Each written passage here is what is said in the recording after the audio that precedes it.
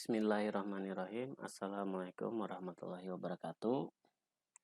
Selamat datang kembali teman-teman di mata kuliah pemrograman web 1 kita.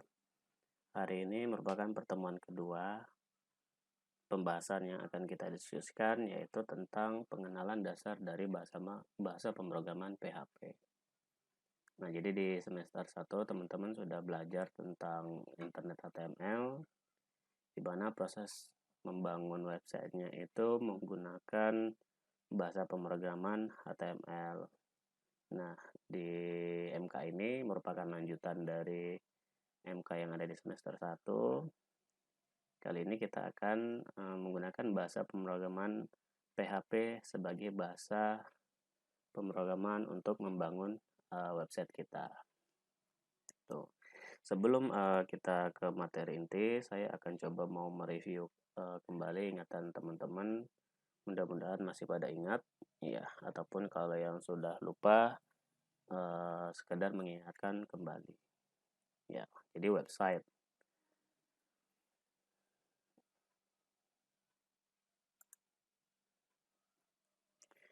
Apa sebenarnya website itu? Kalau misalkan kita ditanya website itu apa, terkadang susah untuk menjelaskan gitu. Tetapi secara garis besar, secara umum, ketika kita berbicara website, maka ini adalah sekumpulan halaman yang saling terhubung, gitu. Di mana halaman-halaman ini berisi kumpulan informasi. Kenapa dikatakan saling terhubung? Ya, jadi kalau kita lihat sebuah halaman website memiliki beberapa halaman, katakanlah subhalamannya gitu ya. Jadi selain halaman utama, ada halaman misalkan profil, kontak gitu ya, visi, misi. Nah, jadi setiap halaman ini saling terhubung satu sama lain. Ketika kita klik profil, maka nanti juga akan terhubung ke halaman utama. Nah, jadi ini yang disebut dengan halaman yang saling terhubung, di mana setiap halaman ini berisi informasi. Informasi yang ada di dalamnya ini macam-macam. Bisa berupa teks, gambar, audio, ataupun video. Ya, yang dimana ini bisa diakses melalui jaringan komputer atau yang kita kenal dengan istilah internet. Jadi website itu kalau mau diakses tentu membutuhkan yang namanya jaringan internet. Nah, selanjutnya sebelum memulai belajar membangun sebuah website dengan menggunakan bahasa pemrograman PHP dan nanti ada MySQL sebagai database-nya, ada beberapa hal yang harus kita pahamin serta kita persiapkan juga.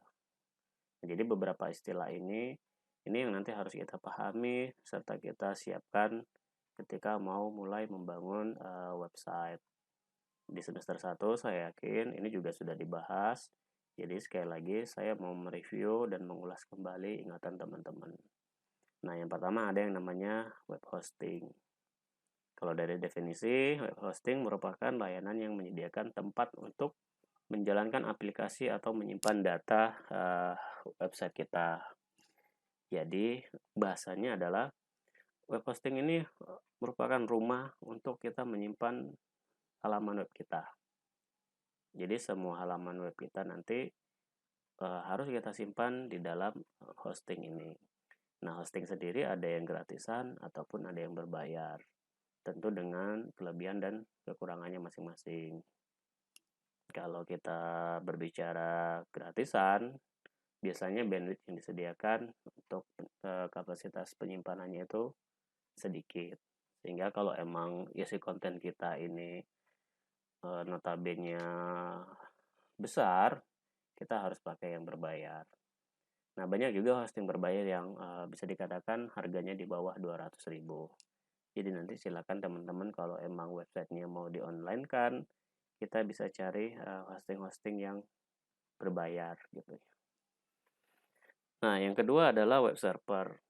Nah, web server ini kalau kita lihat dari definisinya, ya, sebuah software yang memberikan layanan berbasis data yang berfungsi menerima permintaan dari HTTP atau HTTPS pada klien untuk dikenal dan biasanya kita kenal dengan nama web browser, ya. Dan untuk mengirimkan kembali yang hasilnya dalam bentuk beberapa halaman.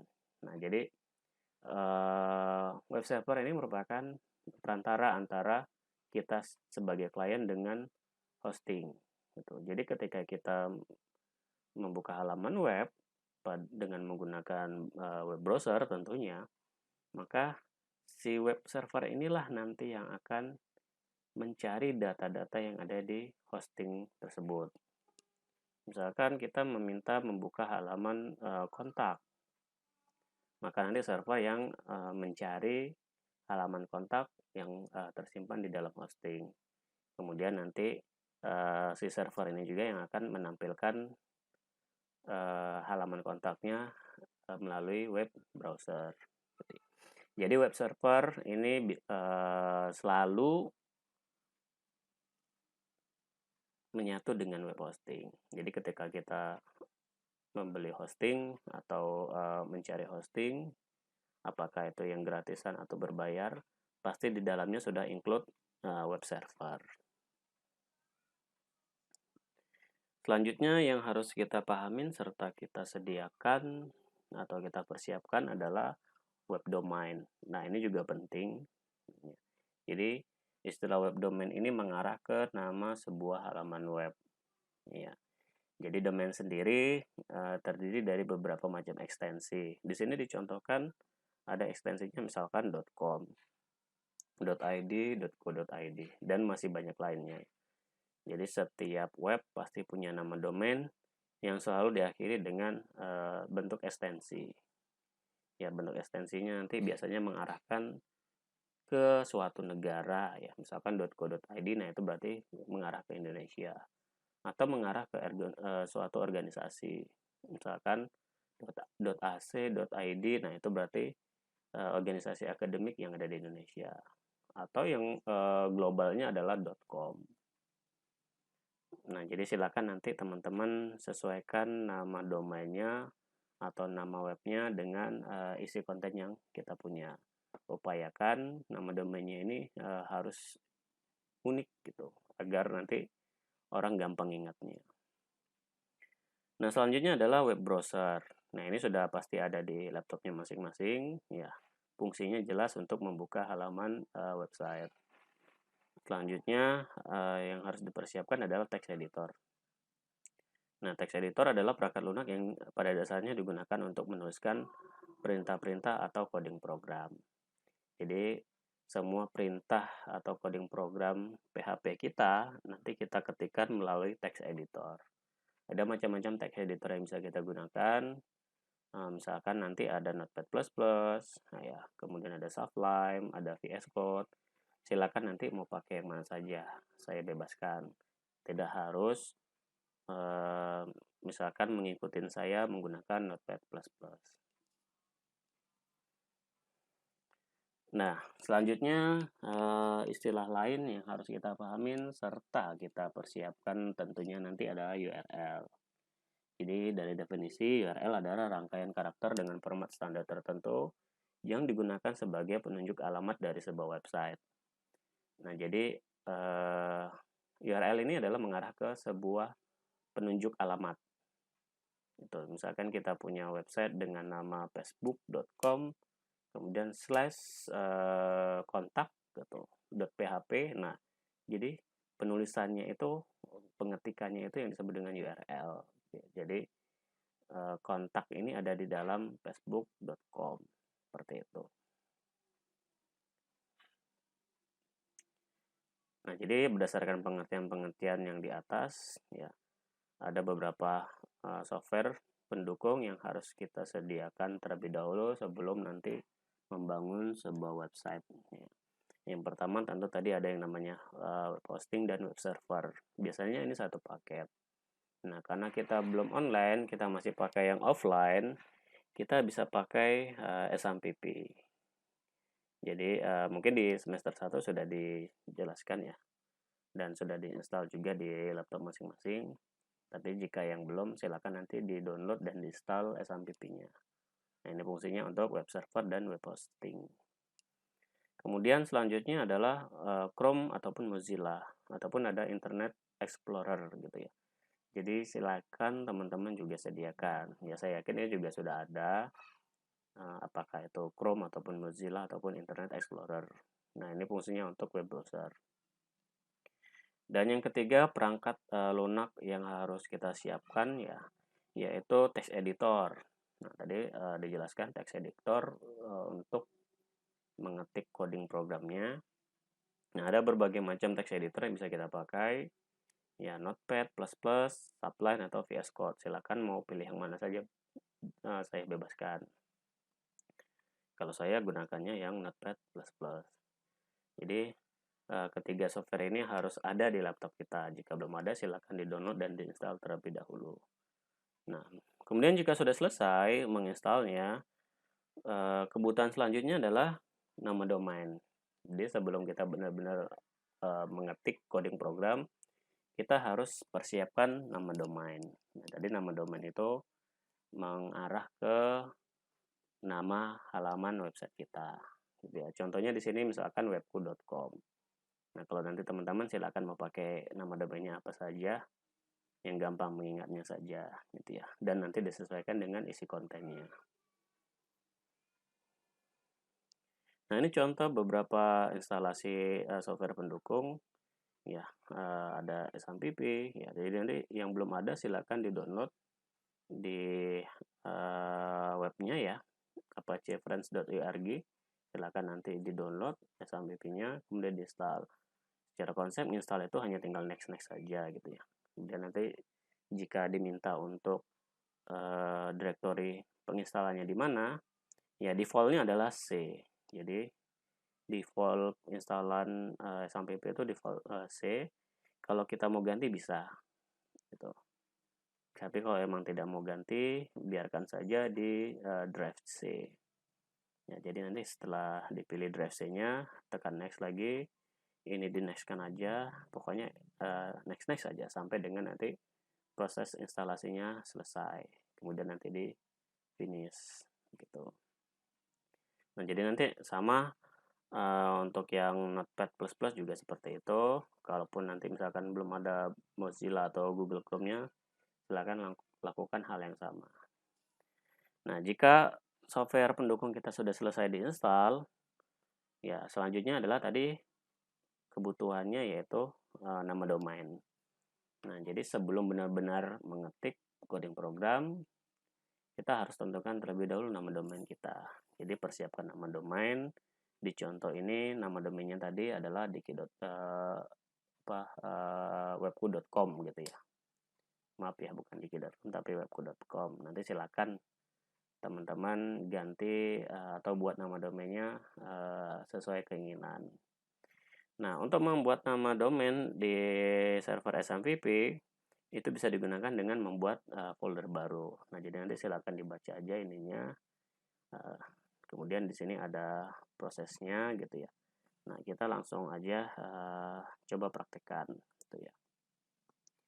Jadi kita buka, tadi installnya itu ada di C ya.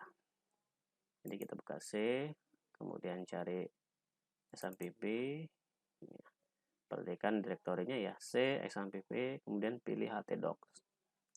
Oke, lagi saya rada gedein deh, biar kelihatan ya.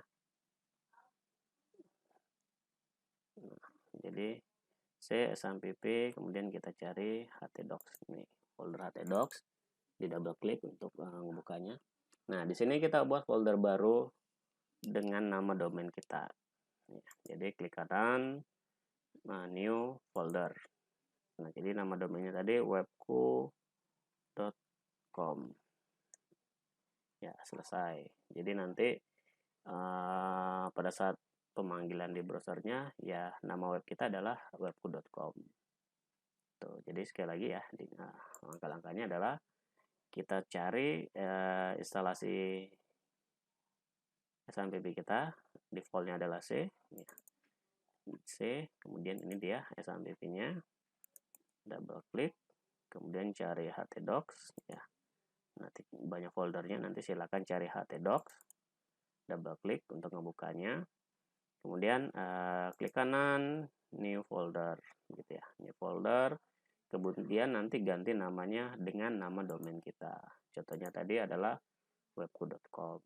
Jadi nanti semua file web kita, apakah itu nanti bentuknya teks ataupun gambar, audio, video, nah itu semua disimpan di dalam webku.com ini ya, karena seperti itu. Nah, jadi ini nanti bisa dibaca ya teman-teman ya. Nah, selanjutnya adalah bahasa pemrograman PHP. Nah, kita sudah mulai masuk pemahaman tentang PHP-nya gitu ya. Jadi mungkin teman-teman sudah sering ingat atau sering dengar istilah PHP gitu ya.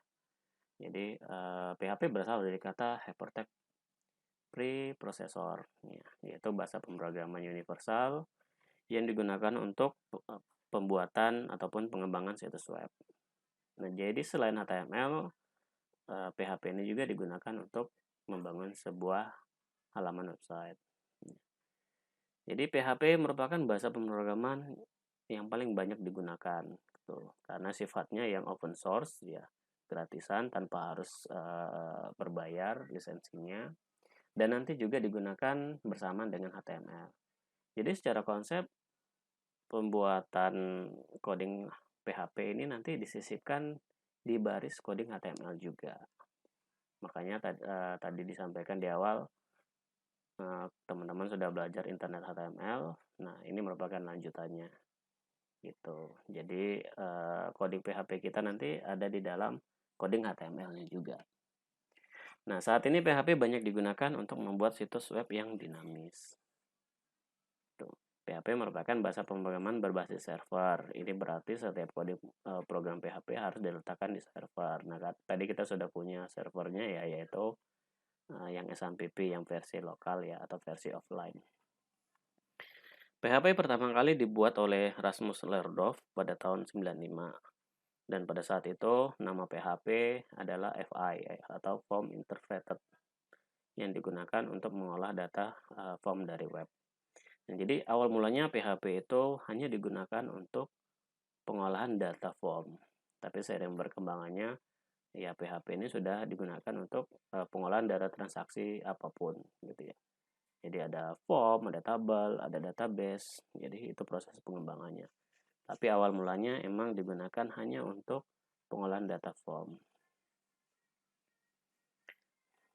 Nah, ini ada 4 metode dalam pembuatan sintaks PHP ya. Jadi penulisan coding PHP itu ada 4 cara. Tapi yang saya rekomendasikan dan banyak digunakan itu emang yang metode pertama ya, yaitu yang SML style. Nah, kita akan bahas ya 4 metode itu apa saja. Yang pertama ada metode standar atau dikenal dengan istilah SML style. Ya. Nah, metode ini yang paling disarankan dan paling banyak digunakan. Jadi sintaks yang digunakan adalah buka kurung, kemudian tanda tanya, PHP. Jadi sama seperti HTML, coding PHP juga nanti harus ada di antara tag pembuka dan tag penutup. Ya, tag pembukanya yaitu yang ini ya, buka kurung, tanda tanya, PHP, dan tag penutupnya adalah tanda tanya, tutup kurung. Jadi ada tag pembuka PHP dan ada tag penutup PHP. Kemudian baris coding programnya nanti ada di antara tag pembuka dan tag penutupnya. Nah, ini nanti di sini kita isikan semua coding program PHP-nya. Jadi dalam pembahasan kita atau dalam diskusi pembelajaran kita gunakan yang SML style ini ya, karena emang ini yang banyak digunakan dan disarankan. Nah, yang kedua ada metode teks singkat atau SGML style. Nah, secara konsep sama seperti yang SML, cuma letak bedanya hanya pada sintak atau tag pembukanya. Kalau tadi di atas disebutkan sintak pembukanya yaitu buka kurung tanda tanya PHP, kalau di sini cukup dengan buka kurung tanda tanya tanpa perlu dituliskan PHP-nya. Nah, ini juga sudah terbaca kalau ini adalah coding dari bahasa pemrograman PHP. Ya, kemudian tutup kurungnya sama ya. tag penutupnya sama ya, yaitu tanda tanya dan tutup kurung. Jadi sama ini nanti kita gunakan untuk isi coding dari program PHP kita. Nah, jadi secara konsep dua metode ini yang banyak digunakan atau direkomendasikan karena dua metode ini yang bisa terbaca oleh server. Ya. Sementara yang nanti metode ketiga dan keempat terkadang tidak support dengan servernya, sehingga metode ketiga dan keempat ini tidak direkomendasikan. Walaupun beberapa server ada yang bisa ngebaca, tapi kebanyakan emang server yang ada di internet itu tidak bisa ngebaca yang metode 3 dan 4. Sehingga dalam pembuatannya sebaiknya gunakan yang metode 1 dan 2.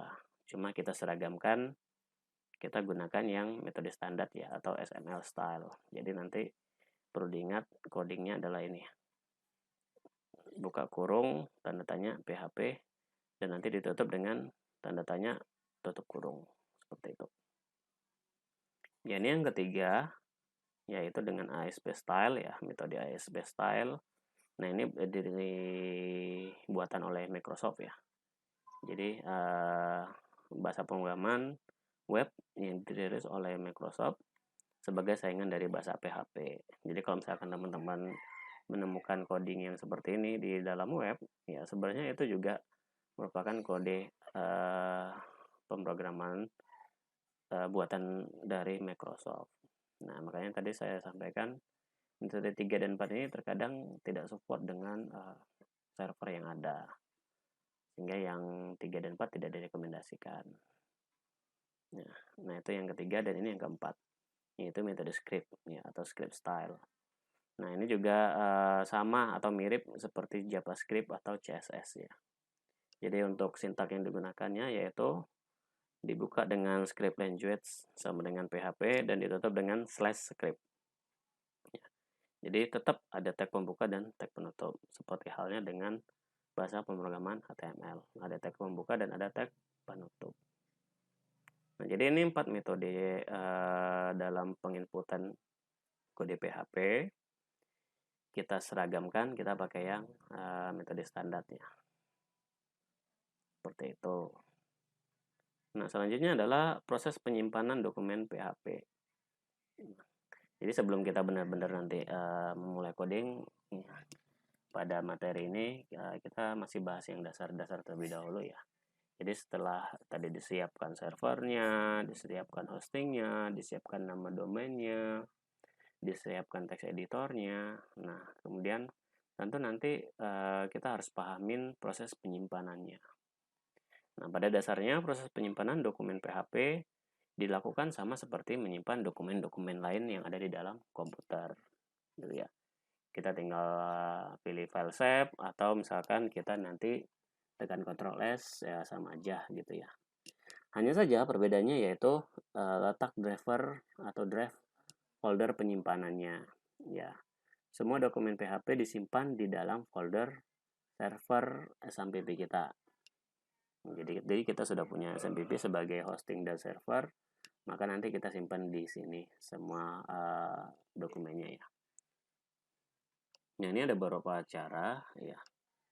Itu nanti langsung saja coba kita praktekkan.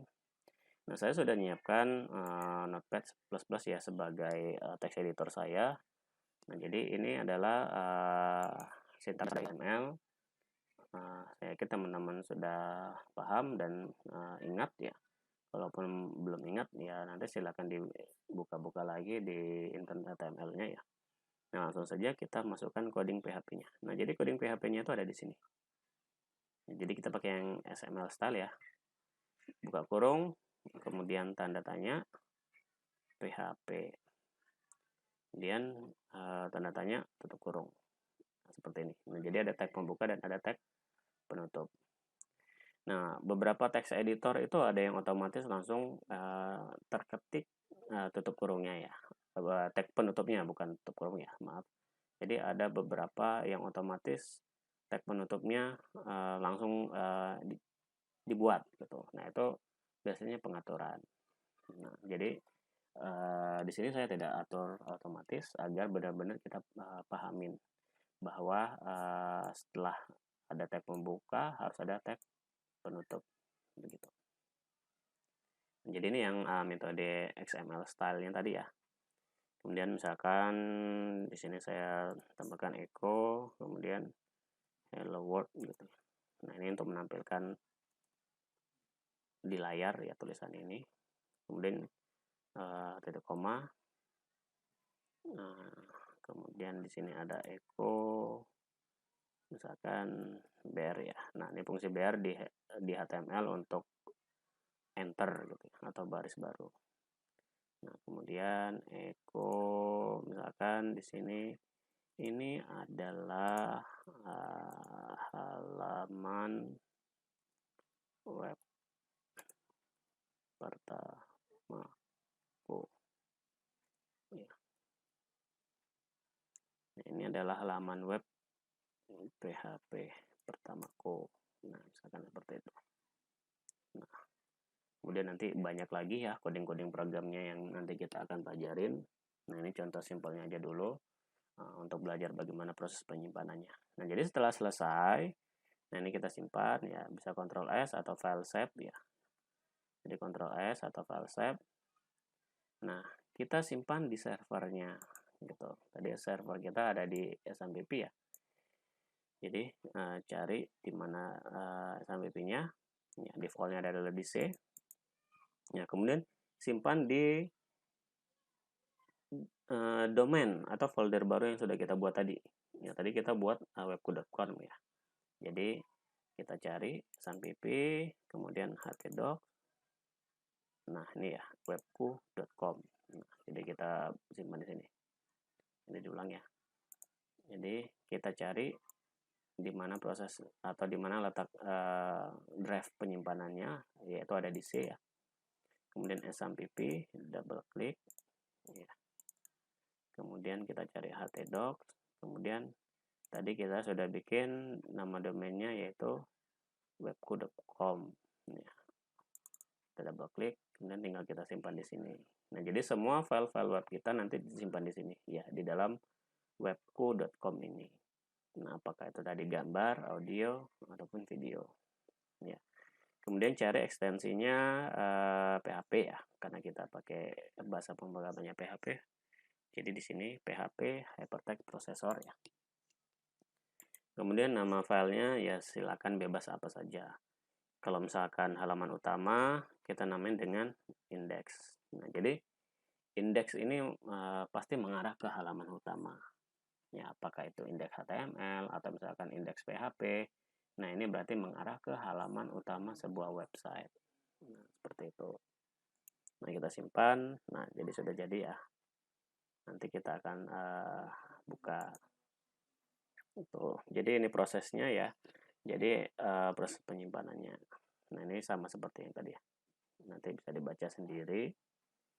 Nah, kemudian proses selanjutnya ya, yaitu membuka dokumen PHP. Kalau tadi kita sudah menyimpan. Nah, ini cara bukanya.